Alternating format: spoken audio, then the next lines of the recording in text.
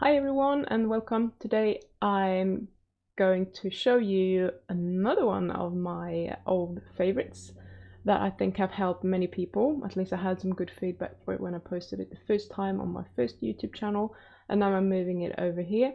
And that is about how to distinguish between hunger and cravings. And this can be a little bit tricky sometimes, especially if you are someone who is eating a lot of carbohydrates, because they do make you hungry and they make you feel genuinely hungry. But there are ways of actually telling. However, if you're on a high carb diet and you're eating 6 times per day, it's going to be really hard for you to distinguish between the two. Anyway, I won't be talking for much longer. If you like my content, please subscribe to the channel, share the videos, give it a thumbs up, and leave me some comments. I really love reading your comments. So enjoy, and I hope it will help. Today I'm just going to give you a little quick rundown on the difference between hunger and cravings. And the reason I wanted to just bring this up is that a lot of people seem to struggle with it. We think we know what the difference is, but when it actually comes to it, when we start paying attention, it's not that straightforward, strangely enough. And I can relate. So a short description would be that real hunger is a signal from your body that your body needs energy of some kind, and that travels to your brain to let you know that you are hungry. Whereas the cravings are the opposite. They start usually with a trigger of some kind. They start in your brain and then they travel down to your body to get your stomach to growl and get you to move. So that was the very short version I'm going to explain. Hi Patricia, nice to see you here. So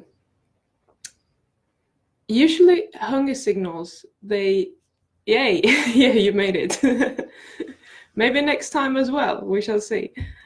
So usually hunger signals, they increase when you have physical things like your stomach is shrinking because there's no food in it. Then you will release different peptides that will tell you that you're hungry. And when your cells are low on energy, for example, then you will feel hungry as well. So this has to do with the insulin. So if you don't have enough energy in your cells, they will make sure that you're getting hungry. So when I say that it has to do with insulin, I mean the insulin resistance. I'm going to talk about that just in a second. And then I think I've talked about this before, but the leptin resistance as well can play a role here, or how much leptin we are secreting in our bodies. So when we are insulin resistant, so insulin's job is to knock on the cells and say, hey, can you let some of this blood glucose in? So they're letting energy into the cells. When we're getting insulin resistant, we're not really opening the door. We can't be bothered to listen to insulin anymore. So no matter how much you eat, if you have lots of glucose or sugar in your blood, you will still not get it into your cells because they are not listening to that signal. So you may still have signals saying that we are low on energy, which will create hunger, even though you have just eaten. So this is obviously a dysfunction, and we don't really want to be there. And likewise with when we have insulin resistance, we also very often have leptin resistance. And leptin is a hormone secreted by your fat cells. The more fat you have, the more leptin you're going to release. And that's all good. That's functioning as it should do. Because leptin is meant to be telling you to stop eating. We have enough energy. We can use this fat as energy. There's no need to go and hunt for more food. And we're actually full.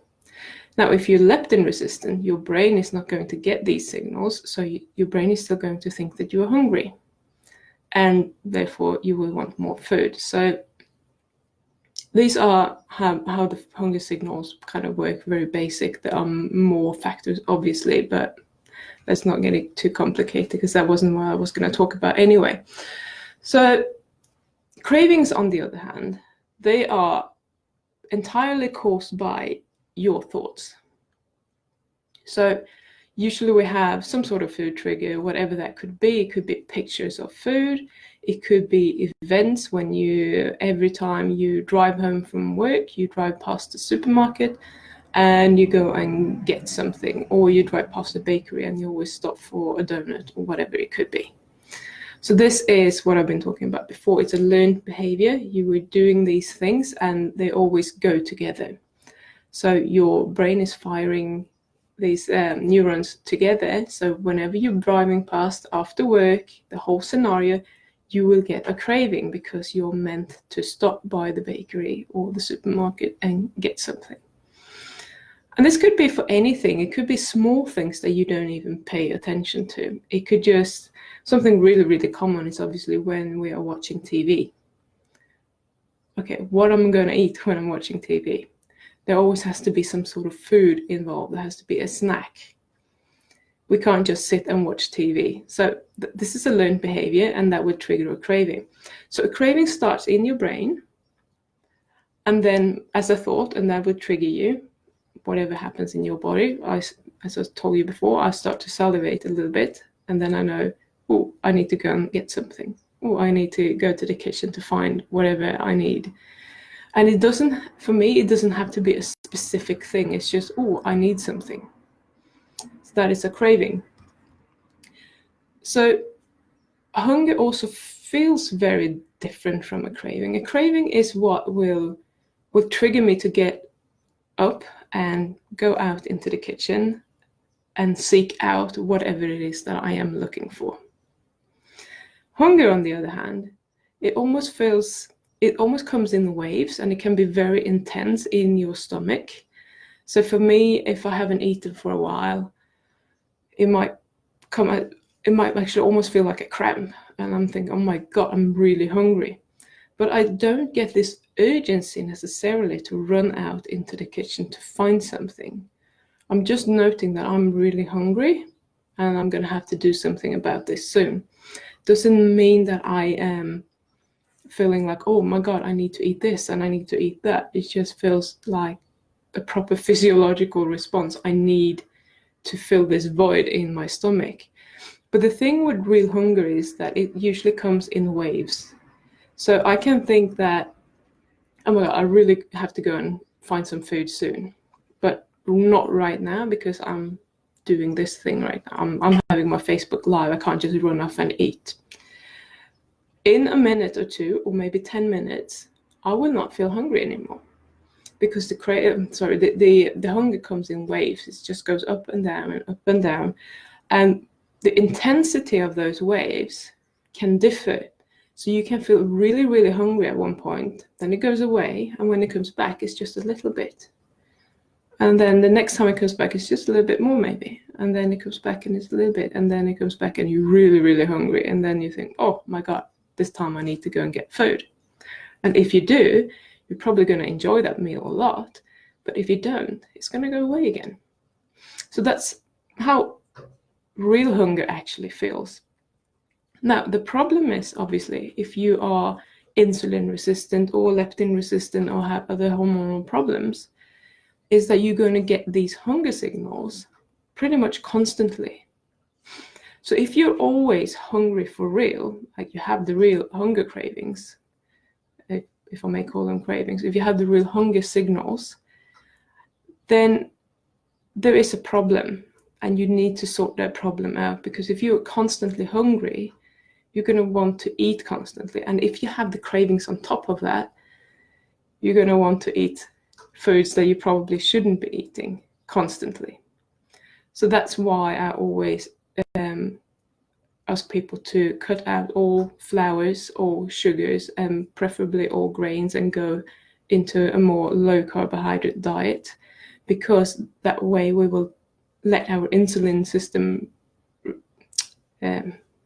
we will let it rest, basically. We will let it recover, and eventually you will restore this function, because when there isn't insulin knocking on your cells constantly, your cells will start listening to that signal better. But if you have a lot of insulin constantly knocking on the cells, they're just not going to listen. It's like Peter and the wolf. So just to repeat myself again, so the hunger is something that will start in your body. You start to feel it in your belly, and it comes in waves. And then it goes like a signal up to your brain to tell you that you probably should be eating something soon because you are hungry. Whereas the craving starts in your brain as a thought, I need to eat something, or I want something, and then travels down into your body, and you can actually feel physically hungry because that's how it works, because we're just looking for something and we think we are hungry.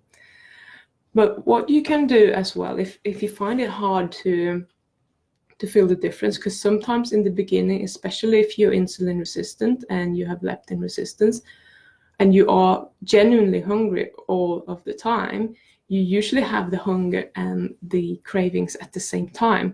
So it can be quite hard to differentiate between them.